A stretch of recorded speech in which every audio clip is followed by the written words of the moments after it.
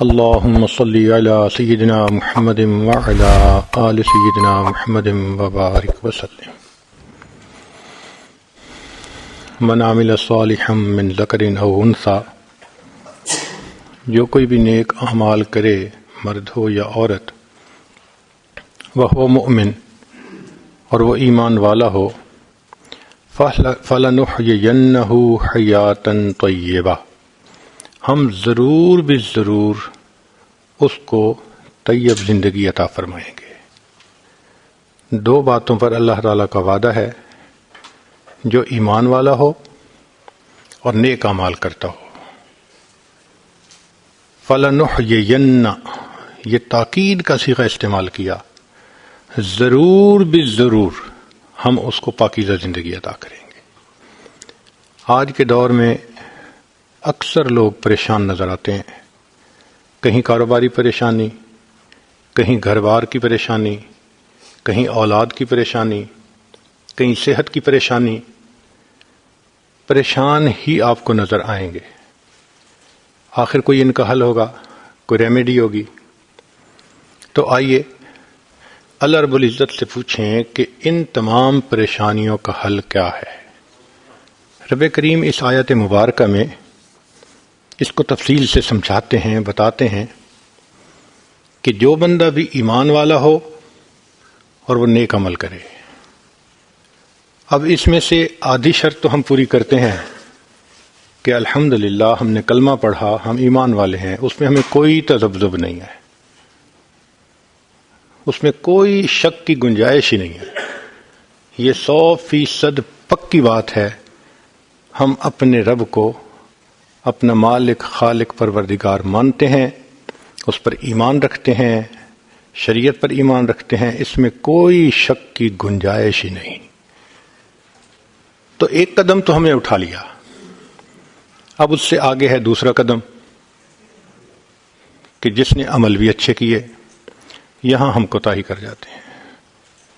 ہم یہ چاہتے ہیں کہ ہم اپنی مرضی سے زندگی گزاریں، مگر برکتیں وہ سب ملیں جو ایک مسلمان کو ملنی چاہیے. اس کی مثال ایسے ہے کہ ایک طالب علم اگر کسی ادارے میں داخلہ لے، یہ پہلا سٹیپ ہوتا ہے. پھر اس کے بعد وہ پڑھے اور محنت کرے، تب اس کو ڈگری ملتی ہے. جو بندہ دونوں سٹیپ نہ لے، کیسے ڈگری ملے؟ جو بندہ داخلہ تو لے، نہ کلاس میں آئے نہ پڑھے، ڈگری کیسے ملے؟ اور جو بندہ داخلہ لے لے، کبھی آئے کبھی نہ آئے، تو اس کا بھی یقین نہیں ہوتا. اس کی سپلیمنٹری آئے گی، یہ فیل ہو جائے گا. ہمارا حال ایک ایسے طالب علم والا ہے کہ ہم نے کلمہ پڑھ کے اپنے آپ کو ایمان والا رجسٹر کروا لیا، مگر مسجد میں بھی آ جاتے ہیں اور مسجد سے نکل کے ہم من مرضی کا کام بھی کر لیتے ہیں. کبھی مان لی، کبھی نہ مانی. جو احکام شریعت مرضی کے مطابق ہوتے ہیں اس پہ عمل کر لیتے ہیں، جو مرضی کے خلاف ہوتے ہیں احکام کو چھوڑ دیتے ہیں. یہ ہماری کوتاہی ہے. ہم الزام ان کو دیتے تھے، قصور اپنا نکل آیا. ہم یہی کہتے رہتے ہیں جی ہمارے حالات ٹھیک نہیں، گویا اللہ تعالیٰ نے ہمیں اچھے حالات میں نہیں رکھا، حالانکہ معاملہ تو اپنا ہے. ہر چیز کی ایک ترتیب ہوتی ہے، ایک سیکوینس ہوتا ہے. ایک بیج ہے، اگر آپ کے پاس گٹھلی ہے آم کی اور آپ اس سے آم اور حاصل کرنا چاہتے ہیں تو اس کی ایک ترتیب ہے. اس کو زمین میں ڈالیے، وہ اگنا شروع کرے گی، پودا بنے گی، پھر درخت بنے گی، پتے لگیں گے، پھر اس پر پھول لگیں گے، پھر وہ پھول پھل میں تبدیل ہوں گے. یہ سارا ایک پروسیس ہے. ایک بندہ کہے کہ نہیں جی میں تو گٹھلی زمین میں ڈالوں گا، اس کے بدلے زمین سے بس مجھے ڈائریکٹ گٹھلیاں ملنی چاہیے، کیسے ہو سکتا ہے؟ ایک ترتیب ہے اللہ کی بنائی ہوئی، اس ترتیب کے مطابق ہی کام چلے گا. ایک نوجوان چاہتا ہے کہ میرے ہاں اولاد ہو، تو ترتیب ہے کہ بھئی آپ نکاح کیجئے، اپنے گھر والوں کے ساتھ وقت گزاریے، اللہ سے دعا کیجئے، اللہ تعالیٰ آپ کی مراد کو پورا کر دیں گے۔ اب وہ کہ نہیں، میں نے 2 رکعت پڑھی اور میں نے اللہ سے دعا مانگی، اب میں گھر آؤں تو مجھے بیٹا مل جانا چاہیے، کیسے پاسبل ہے؟ ایک ترتیب ہے اللہ کے یہاں ہر چیز کی، یہ دنیا دارالاسباب ہے۔ اسی طرح ہمارے حالات کیسے ٹھیک ہوں اس کی ایک ترتیب ہے۔ جب تک اس ترتیب کو فالو نہیں کریں گے حالات ٹھیک نہیں ہوں گے، ساری عمر ٹکرے مارتے رہیں گے، ساری عمر حالات سے کشتی کرتے پھریں گے، حالات نہیں ٹھیک ہوں گے۔ اب ایک بچہ اگر 10 ٹن کی چٹان کے آگے پیچھے زور لگاتا پھرے تو وہ موو تو نہیں نہ کر سکتا، اس کو بچہ ہے۔ حال ہمارا یہی ہے، ہمیں اپنی اوقات کا پتہ نہیں کہ کتنے کمزور ہیں، حالات کو بدلنے کی کوشش میں لگے ہوئے ہیں۔ بھئی حالات کا بنانے والا، بھیجنے والا اللہ رب العزت ہے، وہ مغیر الاحوال ہیں، جب چاہتے ہیں حالات کو جیسا چاہتے ہیں بدل دیتے ہیں۔ تو یہ تو حکم پروردگار کا ہوگا تب بدلیں گے۔ دنیا کے کہنے سے حالات بدلتے تو دنیا جنت نہ بن جاتی، ہر بندہ اپنی من مرضی کی زندگی گزار رہا ہوتا۔ تو ایک ترتیب ہے اللہ رب العزت کے ہاں، چنانچہ ہمارے مشائخ نے 4 باتیں کہی ہیں، لوہے کی لکیر ہے، جب آزمائیں گے ان باتوں کو کھرا پائیں گے۔ پہلی بات کہ جو شخص اپنے اعمال کو سنوار لیتا ہے اللہ تعالیٰ اس کے حالات کو سنوار دیتے ہیں۔ جو شخص اپنے اعمال کو سنوار لیتا ہے اللہ تعالیٰ اس کے حالات کو سنوار دیتے ہیں۔ ہم اس کوشش میں لگے ہوئے ہیں کہ حالات پہلے سنوریں پھر اعمال سنواریں گے۔ آپ بات کریں دوست سے، بھئی آپ مسجد میں نظر نہیں آتے، کچھ کاروباری حالات ٹھیک نہیں، ٹھیک ہو گئے تو میں مسجد میں آؤں گا۔ یعنی ہم چاہتے ہیں حالات پہلے ٹھیک ہوں، اعمال بعد میں ٹھیک ہوں گے۔ کیسے ترتیب الٹ سکتے ہیں ہم؟ چنانچہ جسے دیکھیے وہ اسی کوشش میں لگا ہوا ہے کہ پہلے حالات ٹھیک ہوں بعد میں اعمال ٹھیک کریں گے۔ تو ترتیب ہی الٹی ہم کرتے پھر رہے ہیں۔ اعمال کو جو شخص سنوار لیتا ہے اللہ تعالیٰ اس کے حالات کو سنوار دیتے ہیں۔ اعمال بگڑیں گے، حالات بگڑیں گے۔ جب کہا میں نے کہ یا اللہ تو میرا حال دیکھ، جب کہا میں نے کہ یا اللہ تو میرا حال دیکھ، حکم آیا میرے بندے نام اعمال دیکھ۔ ہم حالات کا تو شکوہ کرتے ہیں، اپنے عمل تو نہیں نہ دیکھتے۔ تو اعمال کو سنوارنے سے اللہ تعالی حالات کو سنوار دیتے ہیں۔ اس کی اگر مثال دیکھنی ہے تو قرآن مجید میں سورہ یوسف میں اللہ رب العزت نے اس بات کو پوری طرح کھولا۔ ایک لڑکا ہے، ماں باپ سے دور چلا گیا، قبیلے سے دور چلا گیا، ملک سے دور چلا گیا، پردیس میں اتنی اکنامکلی اس کی لو کنڈیشن ہے کہ وہ ایک غلام کی حیثیت سے ہے۔ غلام کی تو اپنی مرضی بھی کوئی نہیں ہوتی، وہ تو حکم کا غلام ہوتا ہے۔ اب جس کے پاس نہ رشتہ داری ہو، نہ برادری ہو، نہ کوئی سپورٹ ہو، اور اکنامکلی اس کی یہ کنڈیشن ہو، اب اس بندے کی زندگی تو بڑی خراب ہوتی ہے۔ شریعت نے بتایا کہ نہیں، یہ وہ بچہ تھا جو پڑا ہوا، فلما بلغ اشدہ آتیناہ حکما وعلما۔ بڑے ہو کر اس نوجوان نے جو اپنے والد سے سیکھا تھا اس کو مضبوطی سے پکڑا، اس کے اوپر جمع رہا، نیکی تقوی کی زندگی گزاری۔ پھر حالات آئے، آزمائش آئی، مگر ان حالات میں اللہ نے ان کو کامیاب کیا۔ کامیاب ہونے کے بعد کیا ہوا کہ وہ زلیخا کا جو خاوند تھا اس کے دل میں ایک بات بیٹھ گئی کہ یہ امین شخص ہے، جو میری عزت کے بارے میں اتنا معاملہ کر سکتا ہے حفاظت کا، کہ میری بیوی گناہ کی طرف بلا رہی ہے بند کمروں میں، اور یہ آگے سے کہتا ہے کہ میں اللہ سے ڈرتا ہوں، قال معاذ اللہ۔ تو خاوند کو پتہ چل گیا تھا کہ قصور میری بیوی کا ہے، اور اس نے کہہ بھی دیا تھا کہ انک کنت من الخاطئین، تیرا قصور ہے، سب تیرا مسئلہ ہے. تو اس کے دل میں ایک بات بیٹھ گئی کہ یہ نوجوان امانت دار نوجوان ہے. پھر اس کے بعد زلیخا نے اس کو تھریٹ کیا کہ میں جیل بھجوا دوں گی. انہوں نے دعا مانگی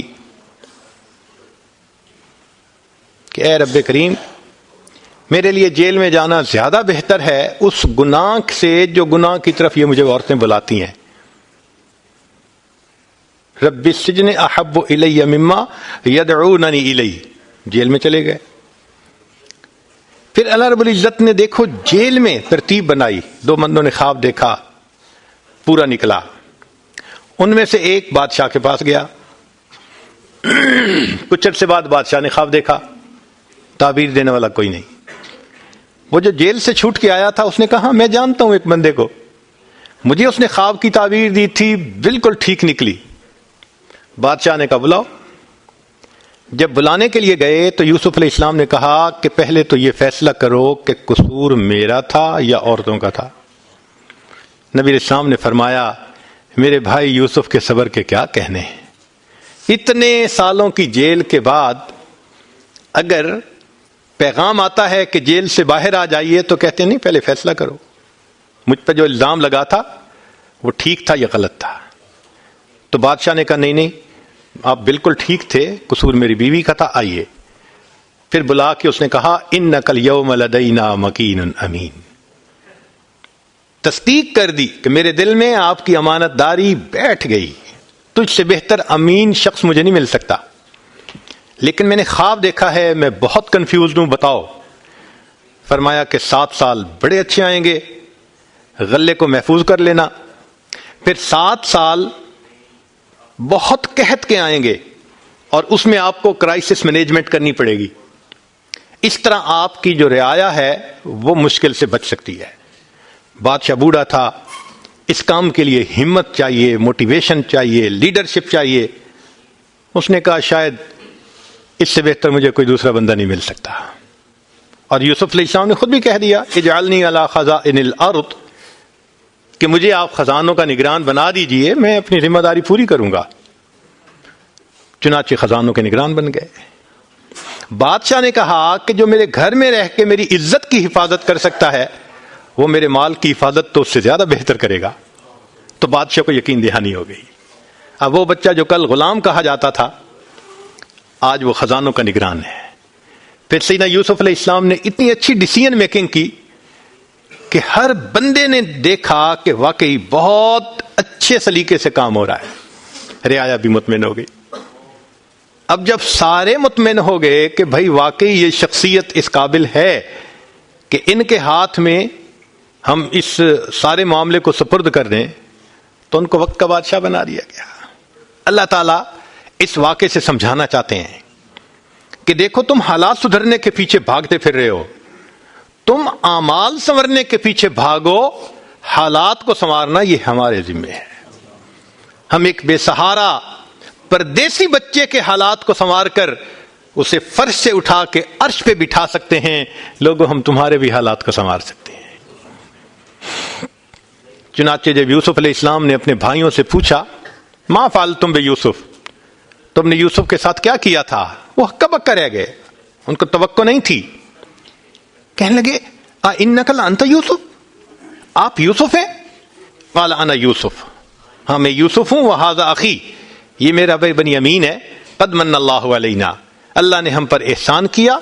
انہ من یتق ویصبر، جو متقی ہوتا ہے اپنے اندر صبر و ضبط پیدا کرتا ہے. فإن اللہ لا یضیع اجر المحسنین، اللہ ایسے نیکوکاروں کے اجر کو ضائع نہیں کیا کرتے ہیں.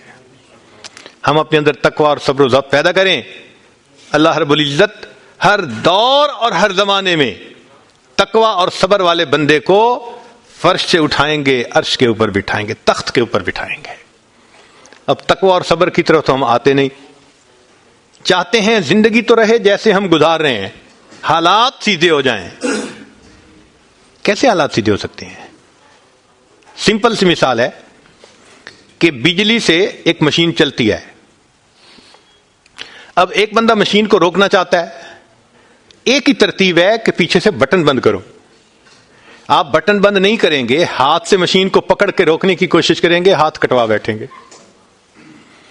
سارا دن زور آزمائی کریں گے، مشین کہاں رکے گی؟ تو عقل مند بندہ مشین کو پکڑ کے نہیں کھڑا ہوتا، وہ سوئچ کو بند کرتا ہے. حالات کا سوئچ اللہ رب العزت کے ہاتھ میں ہے. تو ادھر رجوع کرنے کی بجائے کہ اللہ حالات کو ٹھیک کر دیجئے، ہم حالات کی مشین کے ساتھ کشتی کر رہے ہیں. کون ہمیں عقل مند کہے؟ تو پہلی بات، جو شخص اپنے اعمال کو ٹھیک کر لیتا ہے اللہ رب العزت اس کے حالات کو ٹھیک کر دیتے ہیں. دوسری بات، جو شخص اپنی آخرت کو سنوار لیتا ہے اللہ تعالیٰ اس کی دنیا کو سنوار دیتے ہیں. ہم پھر الٹے چاہتے ہیں کہ پہلے دنیا سنورے پھر ہم آخرت سنواریں گے. یہاں پھر ہم غلطی کرتے ہیں، دن رات دنیا سنوارنے میں لگے ہوئے ہیں. پزل بنی ہوئی ہے، ایک حصہ جوڑتے ہیں تو دوسرا ٹوٹتا ہے، وہ توڑتے ہیں تو پہلا ٹوٹتا ہے. ہر بندہ لگا ہوا ہے اسی کوشش میں. تو اللہ رب العزت کے ہاں ترتیب یہ ہے. اس کی مثال اگر دیکھنی ہو، صحابہ رضی اللہ عنہ کی مبارک زندگیوں کو دیکھیے. انہوں نے اپنی آخرت کو سنوارا، اللہ نے اس کے نتیجے میں ان کی دنیا کو سنوار دیا. بات کیا تھی کہ نہ کیسر و کسرا سے دبے چند وہ لوگ کے اونٹوں کے چرانے والے، اور جن کو کافور پہ ہوتا تھا نمک کا دھوکا، بن گئے دنیا کی تقدیر بدلنے والے. انہوں نے اپنی آخرت کو سنوارا، اللہ نے دنیا سنواری. کیسے؟ اطمینان. اتنا اطمینان کہ یمن سے جوان عورت چلتی ہے اور مدینہ طیبہ پہنچتی ہے اور پورے راستے میں کوئی اس کی طرف آنکھ اٹھا کر دیکھنے والا نہیں ہوتا. اللہ نے مال و دولت کے اتنے ڈھیر عطا کیے تھے. انس اللہ عنہ کہتے ہیں کہ میں لکڑی کاٹنے والے کلہاڑے سے سونے کی اینٹوں کو توڑا کرتا تھا. اب لکڑی کے کلہاڑے سے جو سونا ٹوٹے گا وہ تولوں میں اور گراموں میں تو نہیں نہ ہو سکتا. اللہ نے اتنی دولت ان کے قدموں میں ڈال دی تھی. بچہ پیدا ہوتا تھا، اس کا روزینہ متعین تھا. سیدنا عمر اللہ عنہ نے ایک رات دیکھا، ایک عورت چھوٹے سے بچے کو روٹی کا ٹکڑا کھلانے کی کوشش کر رہی ہے، بچہ رو رہا ہے. پوچھا کیوں کر رہی ہو؟ کہنے لگی کہ امیر المومنین نے قانون بنایا ہوا ہے کہ جب بچہ دودھ چھوڑے گا پھر ہم بیت المال سے روزینہ متعین کریں گے، تو میں کوشش کر رہی ہوں. عمر اللہ عنہ آئے، بہت روئے. صحابہ کہتے ہیں کہ اس دن فجر کی نماز پڑھائی، قرات کے اندر اتنا گریا اور بکا تھا کہ ہمیں سمجھنا مشکل ہو رہا تھا، اتنا رو رہے تھے.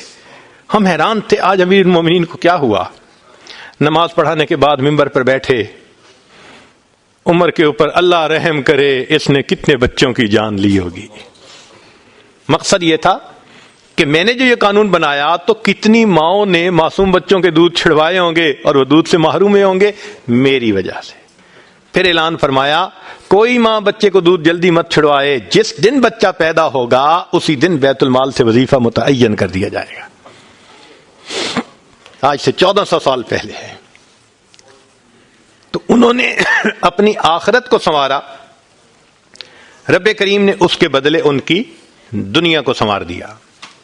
قرآن مجید میں اللہ تعالیٰ فرماتے ہیں وَلَوْ أَنَّ أَهْلَ الْقُرَىٰ آمَنُوا وَاتَّقَوْا، اگر یہ بستی دیسوں والے ایمان لاتے، تقوی کو اختیار کرتے، لَفَتَحْنَا عَلَيْهِمْ بَرَكَاتٍ مِّنَ السَّمَاءِ، ہم ان کے لیے آسمان سے برکتوں کے دروازے کھول دیتے ہیں. تو ترتیب یہی ہے کہ جو آخرت کو سنوارتا ہے، اس کوشش میں لگتا ہے، دنیا اس کا سایہ ہے. اللہ دنیا کو خود بخود سنوار دیتے ہیں، الگ سے محنت نہیں کرنی پڑتی. مثال کے طور پہ جو بندہ سچ بولتا ہے تجارت میں، اللہ تعالیٰ اس کی تجارت کو خود سنوار دیتے ہیں. قسم اٹھا کے یہ بات کہی جا سکتی ہے کہ سچ بولنے والا تاجر کبھی مفلس نہیں ہو سکتا.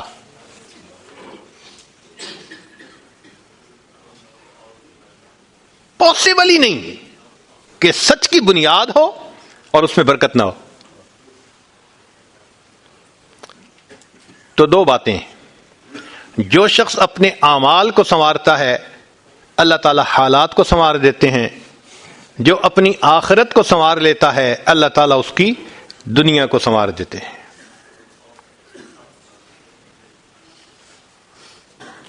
ہارون رشید اپنی کھڑکی میں سے نیچے دیکھ رہا ہے، مسجد کے دروازے پر امام ابو یوسف رحمۃ اللہ علیہ تشریف لا رہے ہیں اور ان کے پیچھے دو شاگرد ساتھ ساتھ جڑے ہوئے ہیں. دونوں چاہتے ہیں کہ میں جوتے اٹھاؤں، ہر ایک کس کوشش میں ہے. جب امام ابو یوسف رحمۃ اللہ نے جوتے اتارے تو ان میں سے ایک بچے کا ہاتھ ایک جوتے پہ پڑا، دوسرے کا ہاتھ دوسرے جوتے پہ پڑا. دونوں نے ایک ایک جوتا اٹھا لیا. پھر انہوں نے فوراً آپس میں یہ طے کر لیا کہ ایک نے کپڑا بچھایا رومال، ایک نے بھی جوتا ڈالا دوسرے نے بھی اس میں ڈال دیا. ایک نے ایک طرف سے پکڑ لیا دوسرے نے دوسری طرف سے، کہ دونوں کو جوتے اٹھانے کا اجر مل جائے. حضرت آگے جا رہے ہیں اور پیچھے دو طالب علم اس طرح جوتے لے کے جا رہے ہیں کہ رومال کے اندر جوتے ہیں، ایک نے بھی پکڑا ہوا ہے دوسرے میں بھی پکڑا ہوا ہے.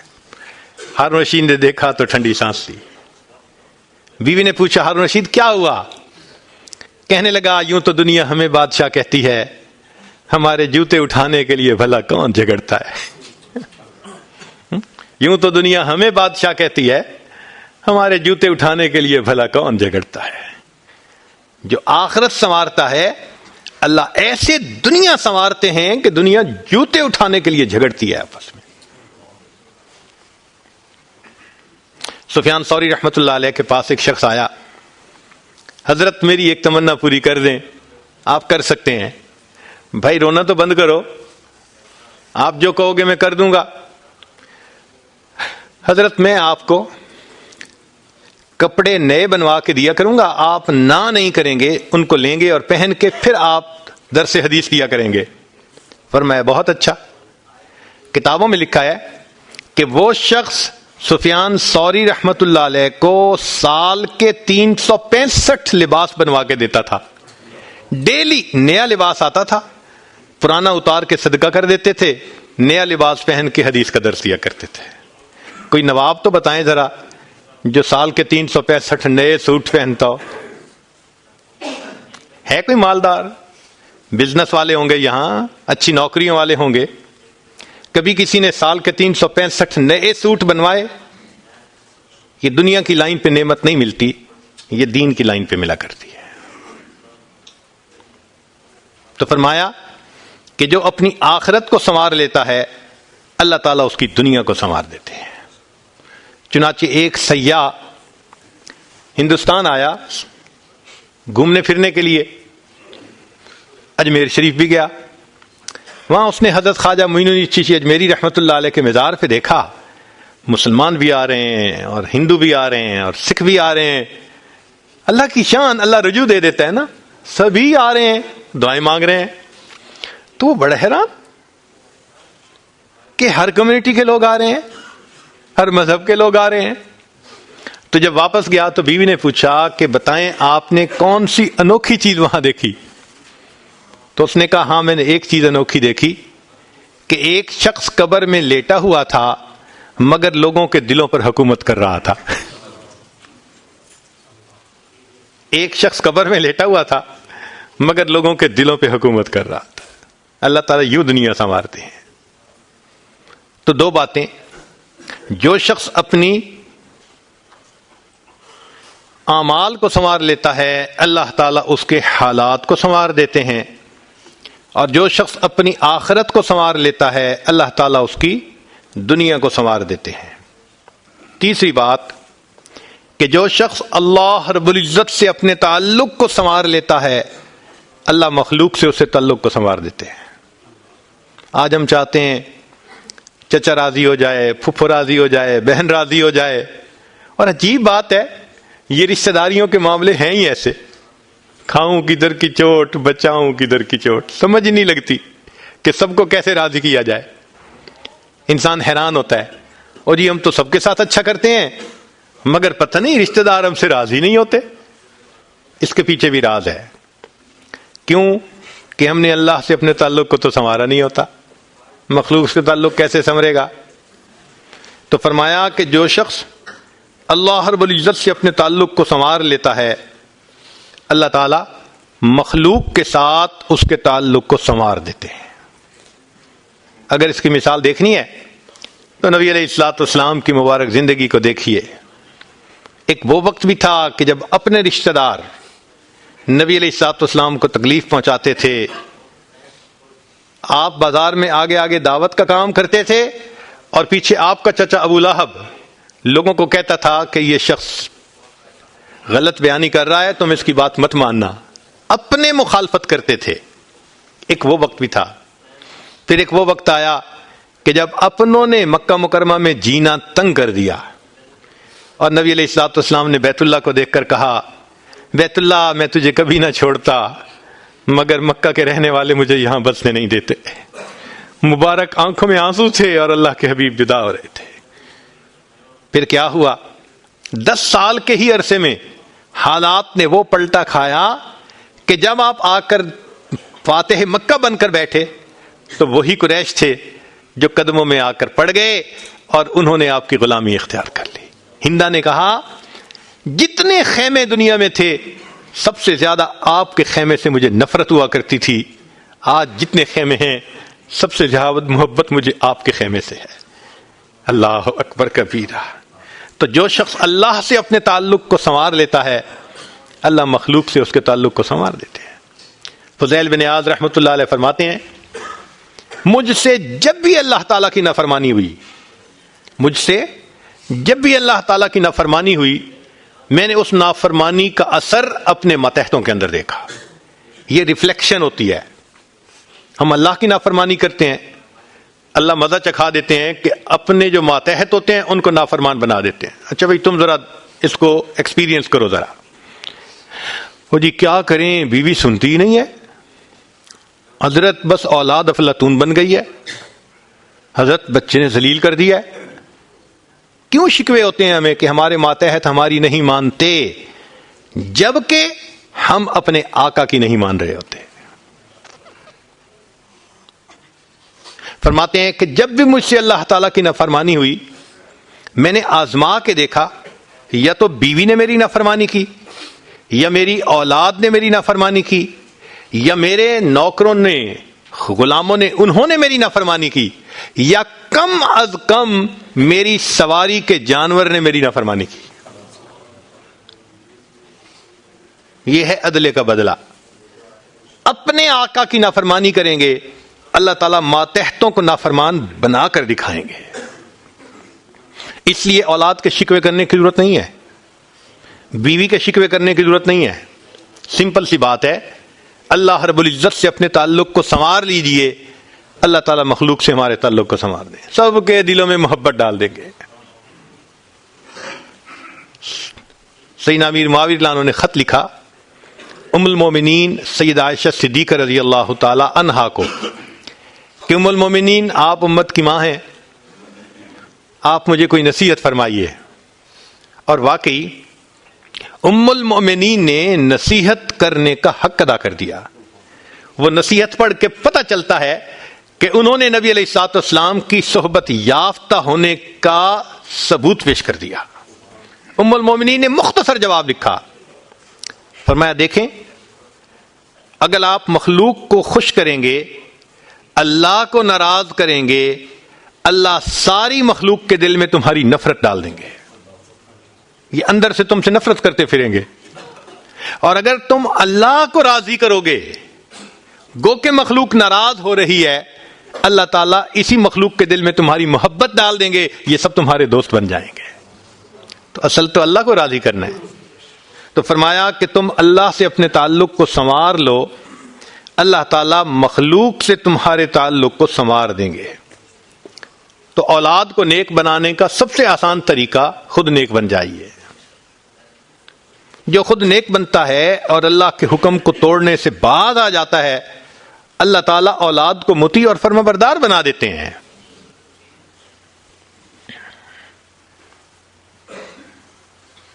تو اب تک 3 باتیں، جو شخص اپنے اعمال کو سنوار لیتا ہے، اللہ تعالیٰ اس کے حالات کو سنوار دیتے ہیں۔ جو اپنی آخرت کو سنوار لیتا ہے، اللہ اس کی دنیا کو سنوار دیتے ہیں. جو شخص اللہ رب العزت سے اپنے تعلق کو سنوار لیتا ہے, اللہ مخلوق سے تعلق کو سنوار دیتے ہیں. حدیث مبارکہ میں ہے, جب بندہ عبادت کرتا ہے اور اللہ تعالیٰ خوش ہو جاتے ہیں, دعا جبرائیل, اللہ تعالیٰ جبرائیل علیہ السلام کو بلاتے ہیں اور بتلاتے ہیں کہ جبرائیل میں فلاں بندے سے محبت کرتا ہوں. تو جبرائیل علیہ السلام آسمانوں پر اعلان کرتے ہیں کہ آسمان کے فرشتوں, اللہ تعالیٰ فلاں بندے سے محبت کرتے ہیں. یہ اعلان سن کر سارے فرشتے اس بندے سے محبت کرنے لگ جاتے ہیں. پھر جبرائیل علیہ السلام زمین پر آتے ہیں اور زمین پر آ کر پھر اعلان کرتے ہیں کہ لوگوں, فلاں شخص سے اللہ تعالیٰ محبت کرتے ہیں. ثم یودع لہ القبول فی الارض, پھر اللہ اس شخص کے لیے زمین میں قبولیت رکھ دیتے ہیں. پرائے اپنے بن جاتے ہیں, دشمن دوست بن جاتے ہیں, مخالفین کے دلوں میں بھی اللہ ان کی محبت اور عظمت ڈال دیتے ہیں. تو مخلوق سے تعلق سنوارنے کا یہ ہے سب سے بہترین طریقہ. کس کے پیچھے بھاگیں گے, کس کی منت سے حماجت کریں گے؟ بہتر نہیں کہ ہم ایک ہی کو منا لیں. جس نے اللہ کو منا لیا, اللہ تعالیٰ مخلوق کے ساتھ اس کے تعلق کو سارا ٹھیک فرما دیں گے. چوتھی بات کہ جو شخص دن کے اعمال کو سنوار لیتا ہے, اللہ تعالیٰ اس کے رات کے اعمال کو سنوار دیتے ہیں. اکثر دوستوں سے یہ سنا, تہجد میں آنکھ نہیں کھلتی, صبح کی تکبیر اولیٰ رہ جاتی ہے. مقصد کیا؟ کہ رات کے اعمال ہم نہیں کر پاتے, اور پھر اس کے لیے کوشش بھی کرتے ہیں. کہتے ہیں جی الارم بھی لگا کے سوتا ہوں, اور دوست کو بھی کہا ہوا ہے مجھے کال کر دے. دوست بھی کالیں کرتا رہتا ہے, الارم بھی بجتا رہتا ہے, میں سوتا رہتا ہوں. بھائی ہم اس لیے سوتے رہتے ہیں کہ اللہ تعالیٰ توفیق نہیں دیتے اس وقت اٹھنے کی. ذرا راز سنیے. حدیث مبارکہ ہے کہ جب رات کا وقت آتا ہے تو اللہ رب العزت فرشتوں کو بلاتے ہیں, اے میرے فرشتوں, یہ میرے پیاروں کا, میرے یاروں کا, میرے فرما برداروں کے اٹھنے کا وقت ہے, اور میں کوئی ڈسٹربنس پسند نہیں کرتا. لہذا فلاں فلاں فلاں یہ میرے نافرمان ہیں, میں ان کی شکل اس موقع پہ دیکھنا پسند نہیں کرتا. جاؤ اور ان کو تھپکی دے کے سلا دو. حدیث پاک میں ہے فرشتے آتے ہیں, تھپکی دے کے سلا دیتے ہیں. سویا رہتا ہے. کیسے الارم سے آنکھ کھلے, کیسے کسی کے فون کی گھنٹی بج کے آپ کو جگائے جب فرشتہ سلا رہا ہے. رات کے شروع میں نیند آئے یا نہ آئے, اس موقع پہ گہری نیند آتی ہے, تو وہ فرشتے لوری دے کے سلا رہے ہوتے ہیں, تھپکی دے کے سلا رہے ہوتے ہیں. اللہ تعالیٰ اس موقع پہ شکل دیکھنا بھی پسند نہیں فرماتے. پھر فرماتے ہیں کہ اچھا فلاں فلاں فلاں یہ میرے نیک بندے ہیں, ان کو جگا دو تاکہ یہ اٹھ کر عبادت کریں, دامن پھیلائیں, اور میں پروردگار ان کے دامن کو بھر دوں. تو یہ لوگ سوئے ہوئے ہوتے ہیں, خود بخود آنکھ کھل جاتی ہے, کسی الارم کی ضرورت نہیں ہوتی. تھکے ہوئے ہوتے ہیں, تہجد کے وقت بستر اچھال دیتا ہے, اٹھ کے کھڑے ہو جاتے ہیں. تھکاوٹیں بھی رکاوٹ نہیں بنتی. وہ جلدی سے وضو کرتے ہیں, اپنے رب کے سامنے ہاتھ باندھ کے کھڑے ہو جاتے ہیں, وہ اللہ سے مانگتے ہیں, اللہ ان کو دے کر خوش فرما دیتے ہیں. فرمایا تیسرے کچھ اور بھی لوگ ہیں, یہ مقربین ہوتے ہیں. اللہ تعالیٰ فرشتوں کو فرماتے ہیں کہ تم جاؤ اور یہ سوئے ہوئے ہیں, ان کی صرف کروٹ بدل دو. یہ چاہیں گے تو اٹھ کے نماز پڑھیں گے تہجد کی, اور چاہیں گے تو لیٹے رہیں گے. میں پروردگار ان کی عبادت سے بھی راضی ہوں, ان کے لیٹنے سونے سے بھی راضی ہوں. یہ وہ لوگ ہوتے ہیں جن کا سونا بھی عبادت بن جاتا ہے, یہ مقربین ہوتے ہیں. تو حدیث پاک میں یہ 3 طرح کے لوگ بتائے گئے. اب اگر ہمارا شمار ان میں ہے جو اٹھ نہیں پاتے, تو یہ نہیں کہ ہم اٹھتے نہیں, ہمیں اٹھنے نہیں دیا جاتا, تو ہمیں اللہ سے معافیاں مانگنی پڑیں گی کہ وہ راضی ہو جائے اور ہمارے لیے تہجد کا اٹھنا آسان فرما دے۔ اس لیے بہت سارے دوست کنفیوز رہتے ہیں کہ جی رات کو تو اٹھا ہی نہیں جاتا۔ اس کا آسان اصول کہ جو شخص دن کے اعمال کو سنوار لیتا ہے اللہ تعالیٰ اس کے رات کے اعمال کو سنوار دیتے ہیں۔ اگر دن میں بد نظری ہوگی تو کیسے رات کی توفیق ہوگی؟ دن میں اگر کھانا پینا مشتبہ ہوگا تو رات کی توفیق کیسے ہوگی؟ دن میں تو انتظار رہتا ہے فلاں کا فون آئے، فلاں کا میسج آئے، دل تو اٹکا ہوا ادھر ہے، اور ہم چاہتے ہیں کہ رات کو اولیاء والی کیفیت ہمیں حاصل ہو جائے۔ ای خیال است و محال است و جنو۔ تو 4 باتیں ہمارے مشائخ نے فرمائی ہیں، پھر دوبارہ ذرا یاد فرما لیجئے۔ جو شخص اپنے اعمال کو سنوار لیتا ہے اللہ تعالیٰ اس کے حالات کو سنوار دیتے ہیں۔